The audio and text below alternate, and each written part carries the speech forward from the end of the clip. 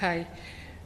In terms of opening remarks, I want to give you some flavor of some of the discussions that I have when I'm in the field with the communities and the women and the young people and the people who are locally the administrator of the territories. One of the things that they told me, which I said I'm going to say it in New York, and they asked me, pressed me to say it, is the following. In French, it is, Madame Keita, est-ce que vous pouvez dire à tout le monde que, au lieu de passer par la fenêtre, il faudrait passer par la grande porte? Alors ma première réaction, c'était fenêtre et porte. Et ensuite, les femmes m'ont expliqué ce à quoi ils faisaient allusion. C'est que pour les ressources naturelles de la RDC, il est vraiment important que chacun, chacune, se rende compte que ce qui se passe à l'est de la RDC, c'est vraiment problématique parce que l'exploitation illégale des ressources naturelles de la RDC, c'est un problème parce qu'il y a des gens qui meurent à cause de ça, il y a des gens qui sont blessés à cause de cela. Nous avons plus de 7,9 millions de personnes qui sont déplacées à cause de cela. Et rien que dans les provinces où nous sommes, on a plus de 6,6 millions de personnes déplacées.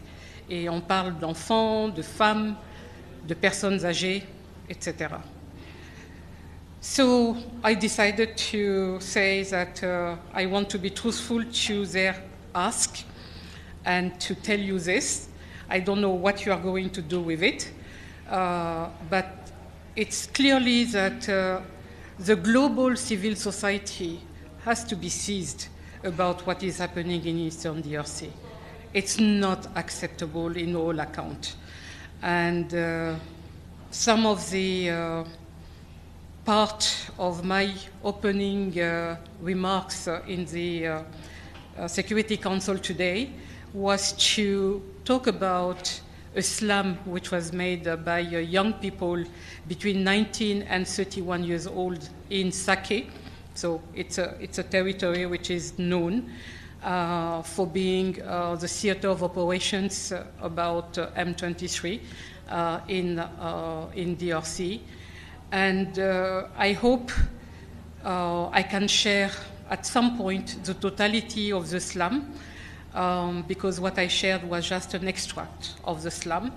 And for people who are listening and really listening and internalizing, you can feel the suffering and the despair of the people around the entire situation. Thank you very much, Madam Keita. Edith Lederer from the Associated Press. You said in your briefing how dire the situation is in Eastern Congo, and yet there's a 2-week ceasefire that started January 5th. Is the ceasefire working? Is it having any impact? Has fighting diminished, or is the situation basically going on relatively unchanged? Let me first welcome the truce. We are in few days from the Olympic Committee, and I recall that the truce was about the Olympic Games in one part of the world. It was Greece at some point, and it was a truce for 15 days for everyone to lay down their weapons and to engage in more positive activities such as sport. So I think it's very welcome, the truce for 2 weeks. My hope, and I think the hope of each and everyone, is for the truce to be continuing in a cessation of hostilities forever.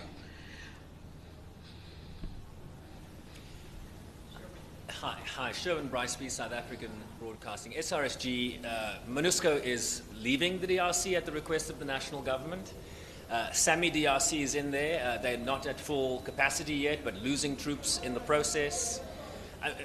What's the consideration and the equation that you're working at in terms of SRSG? Is it a good idea for Monusco to be leaving under these circumstances? So clearly, as we were discussing in the open session, there is a request from the Security Council, which was made back in December when we had our Security Council Resolution 2717, which says, please, Secretary General of the United Nations, can you come back 30th of June with a letter which is going to examine the options in support of SAMI DRC, the regional force deployed in Eastern DRC. And in our view, it is important to provide support because in the same theater of operation, having the same goal, which is lasting peace in Eastern DRC, it is very important that this has been discussed in the open session, and we believe that at some point there will be a communication from the Security Council on this. Now, in relation to the disengagement of Monusco, we have signed a disengagement plan jointly, and I insist, jointly with the government. So it means it has been discussed with the government on and signed off on 21st November 23. It has been endorsed by the Security Council on 19 December with our Security Council Resolution 2717. And clearly, what it says that we, the MONUSCO, are going to disengage from DRC from the 3 provinces where we were deployed back in December. And it will start with South Kivu, which is one of the provinces where we are deployed. And it's going to start in January, and it's going to end on 30th of June.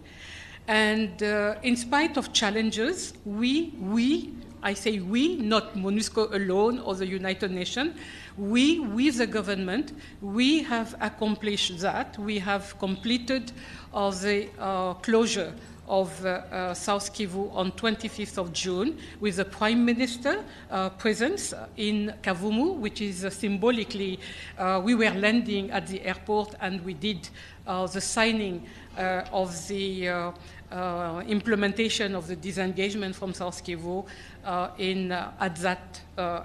the airport. So to say if this is a good time or not good time, I think in the open session, the permanent representative of DRC clearly said, we have done the best we could given the circumstances we were under.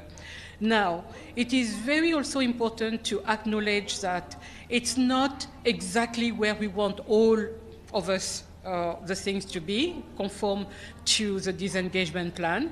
So we will take time to consolidate what has been done in South Kivu with the understanding that the government is going to continue to increase its capabilities, particularly the deployment of the security services. And just for your information, and I'm sure maybe you already have the news, 400 police officers have been deployed very recently to increase the security services in South Kivu.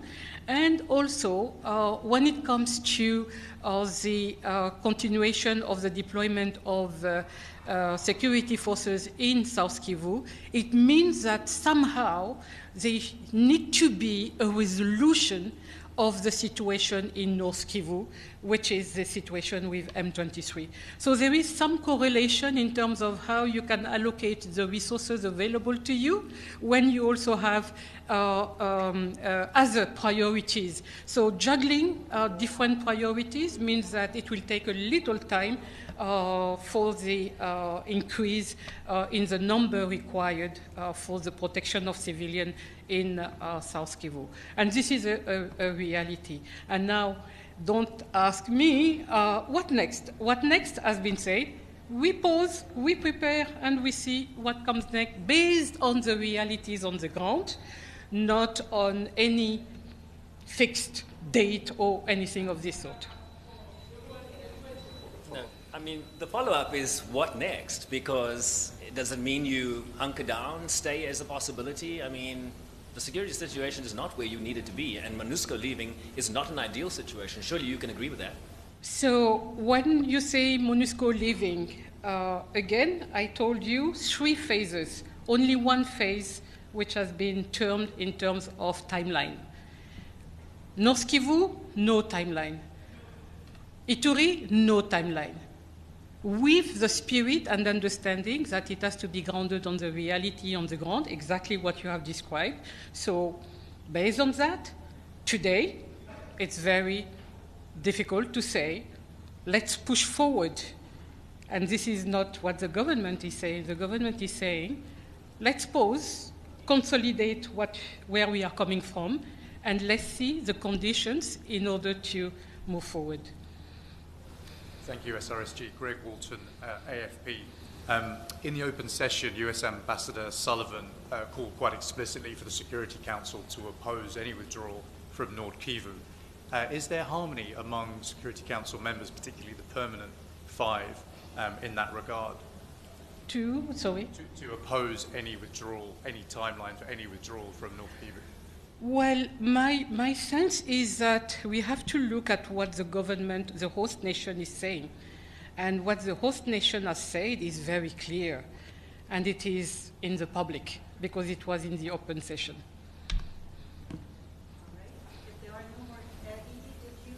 No? So we will wrap up. Thank you so much. Thank you very much.